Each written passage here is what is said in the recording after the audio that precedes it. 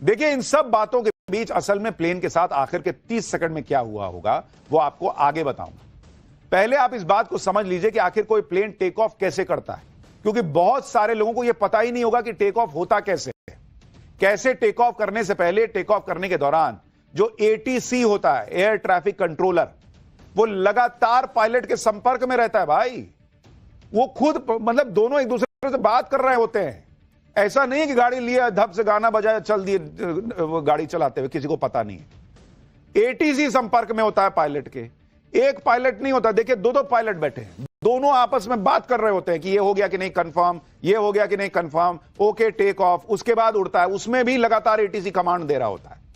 आपको मैं वीडियो दिखाता हूं, आप देखिए, ये एक मिनट का वीडियो है। इसमें सुनिए कैसे लगातार कम्युनिकेशन होता है टेक ऑफ के वक्त।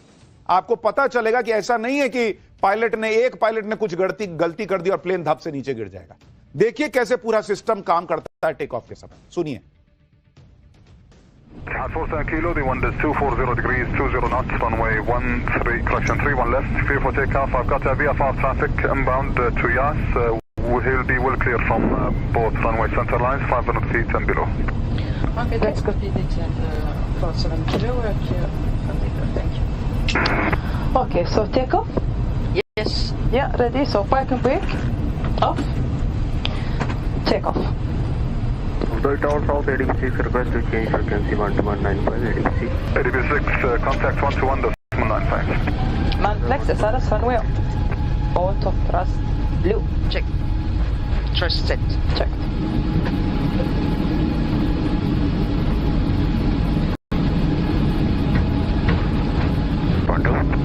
Fire 12 standby. Stay fire 12. 100 knots. Checked. At 8484 radius clear for 3.31 left. 84 Echo, Abu Tower South, Echo 15 line up and wait, runway 31 left. Line up and wait, runway 31 left, area had 8484. Leader 10.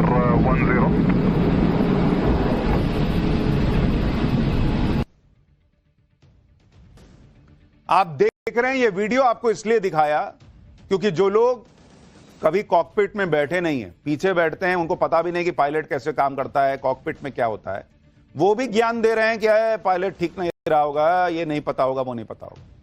Boss, मतलब दुनिया का सबसे safest mode of transport माना जाता है plane में सफर करना। वो ऐसे नहीं माना जाता। दुनिया में हजारों प्लेन रोज उड़ते हैं, कोई हादसा नहीं होता, इसलिए क्योंकि अलग अलग लेयर पे लोग एक दूसरे से कनेक्टेड रहते हैं, एक दूसरे को चीजें बता रहे होते हैं। और जब ये प्लेन उड़ रहा है, आप देख रहे हैं, तब भी प्लेन हवा में गया है, तब भी एटीसी बात कर रहा है। तो जो प्लेन क्रैश हुआ है उससे भी लगातार बातचीत चल रही होगी। आप इस बात को भी समझिए कि अहमदाबाद प्लेन क्रैश में पायलट ने मेडे कॉल के साथ नो पावर का कमांड दिया था, यानी दोनों इंजन ने शायद काम करना बंद कर दिया था। इंजन के ब्लेड और बेरिंग में खराबी से इंजन फेल हो सकते हैं। इंजन फेल होने से विमान में पावर सप्लाई की प्रॉब्लम आती है। बोइंग 787 प्लेन को पावर थ्रस्ट नहीं मिल रहा था। अब यही जांच करना है कि क्या दोनों इंजन एक साथ कोलैप्स कर गए थे, और अगर यह हुआ तो हुआ कैसे। वैसे पायलट एक इंजन से भी विमान उड़ाने में सक्षम होते हैं, लेकिन जब पावर सप्लाई ही खत्म हो जाती है तो लैंडिंग के अलावा उनके पास कोई ऑप्शन नहीं होता। और अहमदाबाद में तो प्लेन लैंड भी नहीं कर पाया। वैसे एक्सपर्ट्स इस बात की आशंका भी जता रहे हैं कि प्लेन के फ्यूल में गड़बड़ी हो सकती है। एक्सपर्ट्स के मुताबिक मिलावटी फ्यूल या मिस फ्यूलिंग की वजह से भी इंजन फेल हो जाता है। फ्यूल में पानी, मलबा, छोटे जीवाणु होने से फिल्टर, इंजेक्टर और ऑयल लाइंस ब्लॉक हो सकती है। ऐसा होने पर इंजन तक फ्यूल की सप्लाई प्रभावित हो जाती है। इसकी वजह से इंजन के टरबाइन काम करना बंद कर देते हैं। टरबाइन ही फ्यूल से मैकेनिकल एनर्जी बनाकर विमान को देते हैं। लेकिन यह भी हुआ है या नहीं हुआ, यह किसी को नहीं पता। प्लेन के अंदर जो ईंधन भरा जाता है उसकी भी प्रक्रिया इस तरह से बनाई गई है कि उसमें कोई आसानी से भूल नहीं हो सकती। रेयरेस्ट ऑफ रेयर केस होगा अगर कोई कंटेमिनेटेड फ्यूल अंदर चला गया। लेकिन प्लेन का इंजन फेल होने की जो थ्योरी चल रही है उसके पीछे तगड़ी वजहें बताई जा रही है। अहमदाबाद में बोइंग 787 ड्रीमलाइनर क्रैश का सबसे लेटेस्ट और क्लियर वीडियो आपको दिखाता हूं। इससे आपको पता चलेगा कि टेक ऑफ के फौरन बाद क्या हुआ था। इस वीडियो में प्लेन की आवाज और क्रैश होने के बाद धमाके की आवाज भी सुनी जा सकती है। कल तक जो आप वीडियो देख रहे थे वो किसी स्क्रीन से रिकॉर्डेड वीडियो था, तो वीडियो दिखता था, आवाज क्या नहीं सुनाई दे रहा था। लेकिन इस वीडियो में जो आवाज है उसमें बहुत बड़ा रहस्य छुपा है, उसके बारे में आपको बताऊंगा। लेकिन पहले एक बार ये नया लेटेस्ट वीडियो देखिए उस वक्त जो हुआ था।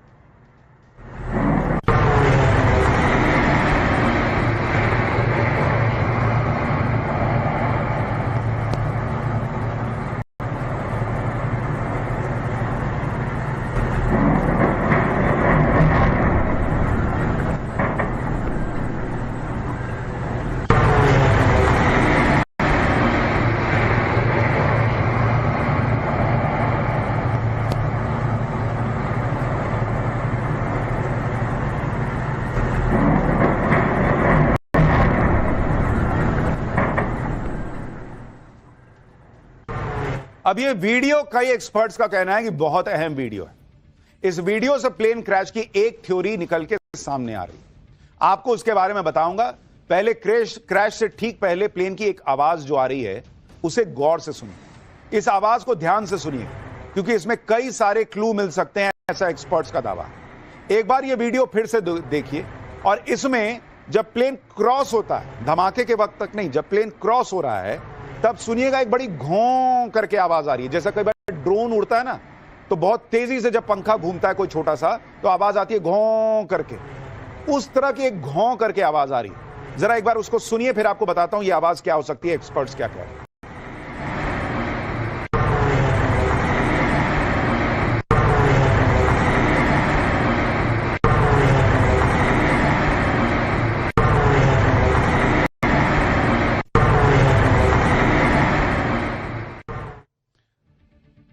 गौर किया आपने, अमूमन प्लेन उड़ता है तो इस तरह की आवाज नहीं आती, ऐसा एक्सपर्ट्स का दावा है।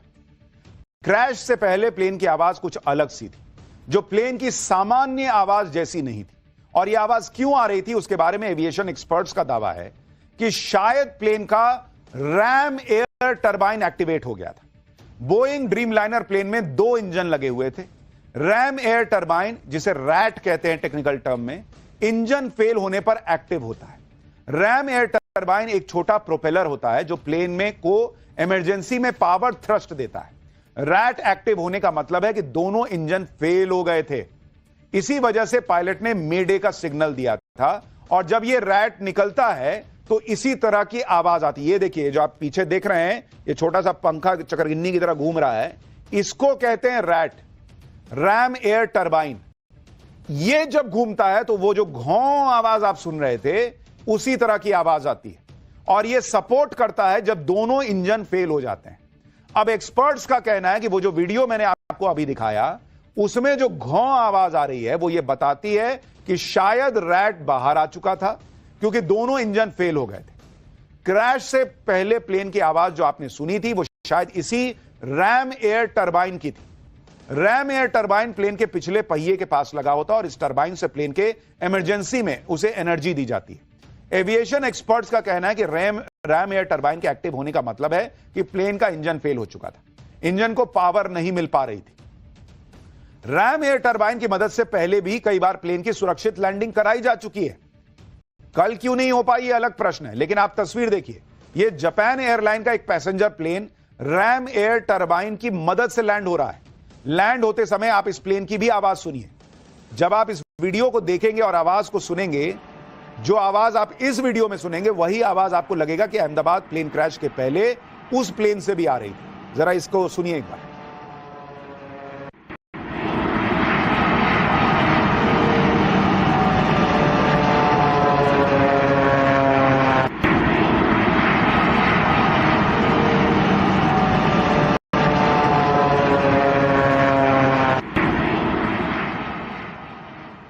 सुना आपने, इसमें भी जैसे छोटा पंखा बहुत तेजी से घूमता है वैसी गों आवाज आ रही है, सेम वैसी ही जैसे आपको सुनाई दी थी जो अभी मैं आपको वीडियो दिखा रहा था। एक बार अब अहमदाबाद वाला वीडियो दिखाइए एक बार फिर से, जिसमें वो आवाज आ रही थी।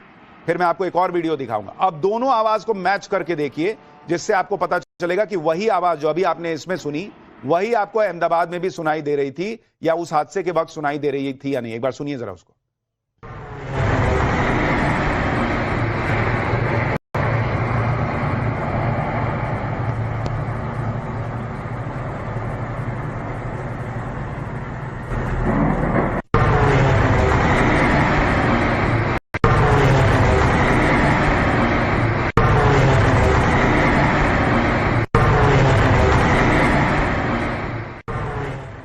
आप देख रहे हैं दोनों आवाज मैच हो रही है, और इसीलिए एक्सपर्ट्स कह रहे हैं कि इसका मतलब इसमें भी रैट एक्टिवेट हो चुका था। हालांकि वो बात सही है या नहीं, ये जांच में पता चलेगी। इसी तरह से एक और वीडियो देखिए जिसमें प्लेन लैंडिंग के समय रैम एयर टरबाइन एक्टिव था और लैंडिंग के समय टरबाइन की आवाज भी सुनाई दे रही है। लेकिन अब प्रश्न यह भी है कि अगर रैट एक्टिवेट हुआ था जैसा कुछ एक्सपर्ट्स दावा कर रहे हैं, तो भी प्लेन को थ्रस्ट क्यों नहीं मिला और वो जो है वो ढंग से लैंड क्यों नहीं कर पाया। अहमदाबाद प्लेन क्रैश के वीडियो से कई बातों का पता चल रहा है, जैसे प्लेन के कई टुकड़े हो गए थे और इन पार्ट्स को देखकर ही एविएशन एक्सपर्ट्स इस बात पर की भी आशंका जता रहे हैं कि प्लेन में हो सकता है मल्टीपल सिस्टम फेलियर हो गया। प्लेन का लैंडिंग गियर बाहर निकला हुआ है। सामान्य तौर पर विमानों में ऐसा नहीं होता, टेक ऑफ के कुछ ही सेकंड के बाद लैंडिंग गियर अंदर चले जाते हैं, लेकिन अहमदाबाद में बोइंग प्लेन में ऐसा नहीं हुआ। अब कुछ लोग कह रहे हैं कि पावर फेलियर की वजह से हो सकता है हाइड्रोलिक सिस्टम फेल हो गया और इसी वजह से प्लेन में मल्टीपल सिस्टम फेलियर हो गया। लेकिन कुछ लोगों का कहना है कि भाई एकदम तुरंत चक्का अंदर चला जाए, ये कोई बहुत जरूरी बात नहीं। तो अलग अलग थ्योरी चल रही है। अहमदाबाद प्लेन क्रैश में एक थ्योरी यह भी आ रही है कि प्लेन से कोई पक्षी टकरा गया होगा। यह इसलिए कहा जा रहा है क्योंकि अहमदाबाद में पिछले 5 साल में प्लेन से बर्ड हिट की 462 घटनाएं हो चुकी हैं। इनमें से ज्यादातर घटनाएं अहमदाबाद हवाई अड्डे के पास हुई हैं। इन आंकड़ों के आधार पर लोग चर्चा कर रहे हैं कि क्या प्लेन से कोई पक्षी टकरा गया था जिसके कारण प्लेन टेक ऑफ से पहले ही क्रैश हो गया। हालांकि इस थ्योरी में भी दम नहीं दिखता, क्योंकि अगर प्लेन से पक्षी भी टकराएगा तो कुछ हलचल तो होगी, पायलट को पता तो चलेगा, टकराने के बाद कुछ धुआं तो निकलेगा। ऐसा थोड़ी है कि पक्षी टकराया प्लेन धप गिर गया। 30 सेकंड में प्लेन थोड़ी जमीन पे क्रैश हो जाएगा कि प्लेन पक्षी टकराया और धप से नीचे चला गया। और एटीसी भी देखता है भाई कि वहां पक्षी उड़ रहे हैं नहीं उड़ रहे हैं, उसके बाद बोलता है कि चलो टेक ऑफ कर लो। तो यह थ्योरी भी बहुत लोगों को सही नहीं लग रही कि भाई पक्षी टकराया होगा। प्लेन क्रैश क्यों हुआ, इसको लेकर एक और थ्योरी टेम्परेचर को लेकर चल रही है कि तापमान और प्रेशर भी वजह हो सकता है। कहा जा रहा है कि अहमदाबाद में गर्मी ज्यादा थी कल, इसलिए प्लेन टेक ऑफ नहीं कर पाए। कुछ लोग ऐसा भी कह रहे हैं। कल अहमदाबाद में 100 फ़ारेनहाइट यानी 37-38 डिग्री सेल्सियस का तापमान था। ज्यादा गर्मी से टेक ऑफ में दिक्कत होती है, इंजन कम थ्रस्ट जनरेट करते हैं, गर्मी में हवा की डेंसिटी कम होती है, प्लेन को लिफ्ट करने में दिक्कत होती है। लेकिन बॉस ये थ्योरी भी सही नहीं लग सकती, क्योंकि तापमान देश के कई इलाकों में बढ़ा हुआ था, लेकिन वहां तो प्लेन आराम से टेक ऑफ हो रहे थे। 37-38 डिग्री तापमान गर्मियों के मौसम में भारत में बहुत सामान्य सी बात है। दिल्ली में तो कल 47-48 डिग्री का मामला था। दिल्ली में भी उसके बावजूद कई बोइंग के विमान टेक ऑफ किए होंगे। तो दिल्ली में 47-48 डिग्री में विमान उड़ जा रहे हैं, अहमदाबाद में नहीं उड़ पा रहे हैं, ये कैसे हो सकता है? तो टेम्परेचर वाली थ्योरी भी जमती नहीं है। कुछ लोग ये भी कह रहे हैं कि विमान बहुत पुराना था, पुराना होने की वजह से विमान में दिक्कत आई होगी और वो इसी वजह से क्रैश हो गया। प्लेन की एज थ्योरी को लेकर जो बातें चल रही हैं उसकी भी सच्चाई आपको बताता हूं। जो प्लेन क्रैश हुआ, जरा आप उसकी उम्र देखिए। लोग कह रहे हैं ना कि भाई अरे पुराना प्लेन था इसलिए गिर गया होगा। प्लेन की उम्र अगर आप देखेंगे, जो क्रैश हुआ बोइंग 787, जो क्रैश हुआ उसकी एज क्या थी? उसकी एज थी 11 साल, मतलब 11 साल पुराना प्लेन था। अब इसी को देख के लोग कह रहे हैं कि भाई 11 साल पुराना प्लेन था, 10 साल में तो गाड़ी हम लोग बदल देते हैं, 11 साल में प्लेन क्यों नहीं बदले? 11 साल 5 महीने उसकी एज थी। लेकिन जो प्लेन की मैक्सिमम ऑपरेशनल एज होती है, मैक्स ऑफ एज जो प्लेन की होती है कि प्लेन कितने साल तक चल सकता है, वो 40 से 50 साल होती है बॉस। 40 से 50 साल तक प्लेन उड़ते हैं।